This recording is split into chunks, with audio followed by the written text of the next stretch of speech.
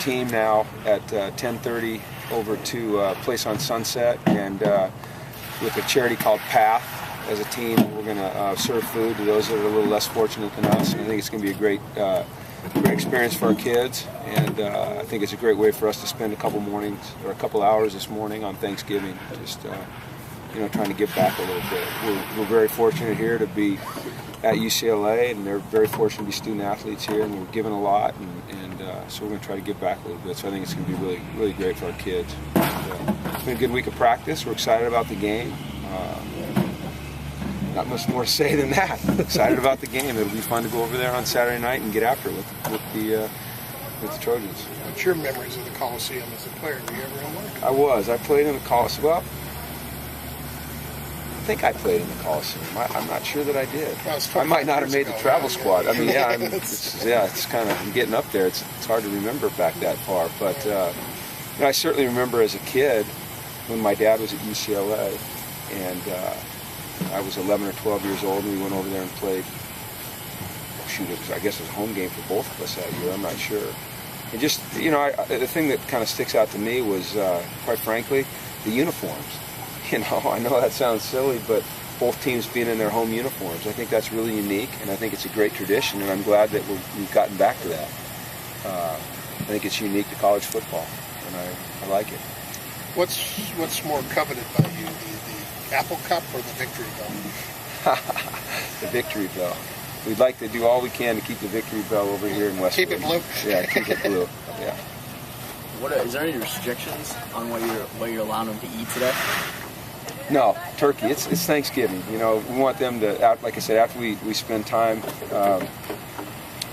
with the people we're going to spend time with, let them go home and eat turkey and lay on the couch and watch football. That's what you're supposed to do on Thanksgiving. Then we'll come back tomorrow and practice in the afternoon, and we'll be ready to go. How are things looking with your running backs? Good. I think Figgy will be a game time decision, but Jordan looks good. Stephen Manfro's had a really good week of work. Malcolm is feeling great, and then Paul. Paul's been steady all year, so we look like we're pretty close to healthy there. Your other running back, Miles? Our other running back, Miles. Yeah. That guy. I don't remember his last name. Miles Jack. Yeah. I realize you don't know him. You never see him. He's always in the game. We'll give him the ball a couple of times, I'm sure. Yeah, we'll give him the ball a couple of times if the situation presents itself. How's Fabian? Fabian's going to be a game time decision. He's working on the side, and he actually looked pretty good today. So we'll see where he's at. And if he can't play, someone will step in and play for him. But we're hopeful he can play. If Fabian couldn't play, is there any thought to moving, say, like Randall or AJ down just because of how well they did at corner before? Well, we could do that. AJ was recruited as a corner. Randall was actually recruited as a corner too. Last year when Fabian went down, we were playing musical DBs back there. They both actually got snaps at corner. I think they both feel very comfortable playing corner, but hopefully Fabian will be in there. Is it a little different preparing this week, knowing it's a holiday week, and kind of today, only an hour practice or so? No, because, this is on Thursdays. We always come out early anyway, and it's our shortest practice of the week, Thursday.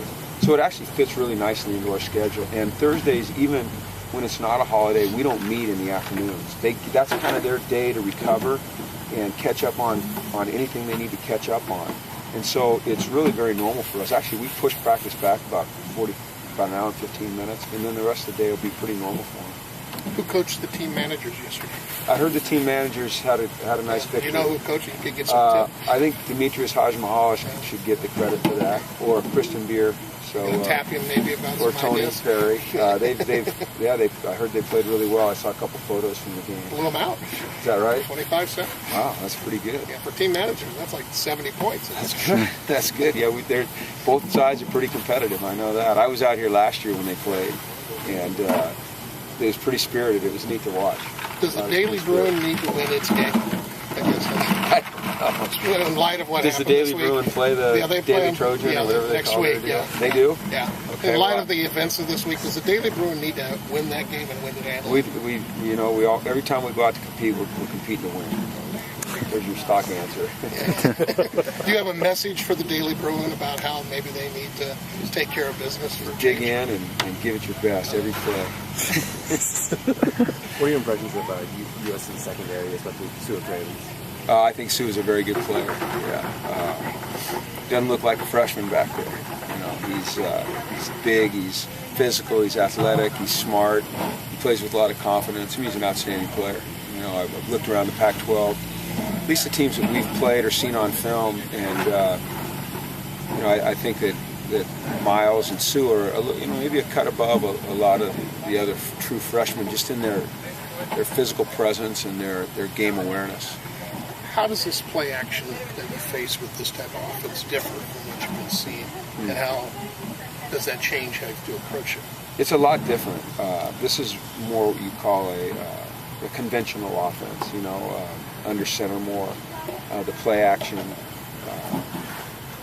It doesn't necessarily change a lot. You know, we don't have to be as concerned with the quarterback running, you know, on the edge, the read option, those types of things. Although you never know what a team's going to do, so you do have to be prepared for everything. But it's a little more traditional. We don't have to make as many adjustments as we might have to make against a team that's going to spread it all over the place and run the read option. So I look forward to it being a really physical game. Does it help safeties a little bit, meaning that I guess in a spread situation, their play action, you know, the fake to the running back still could be a run? Yeah. Whereas in this one, if it's a play action fake, it's generally always a pass. I think what's important is that you are great with your eyes. You know, in every coverage, there's a place that you're supposed to be looking, and that's your key. And if you start to sneak into the backfield or peek into the backfield, you don't put your eyes in the right place, and you can be fooled, you know.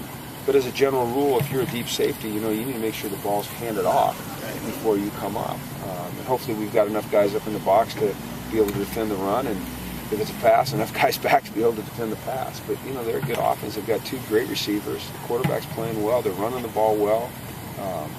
We're excited to play against them. You know, I think our guys are excited to play against an offense like this, a physical offense, an offense that's going to come downhill and run some play action. I mean, it's real ball. You know, I like their style of offense, and it's going to be fun to play against them. All right. Okay.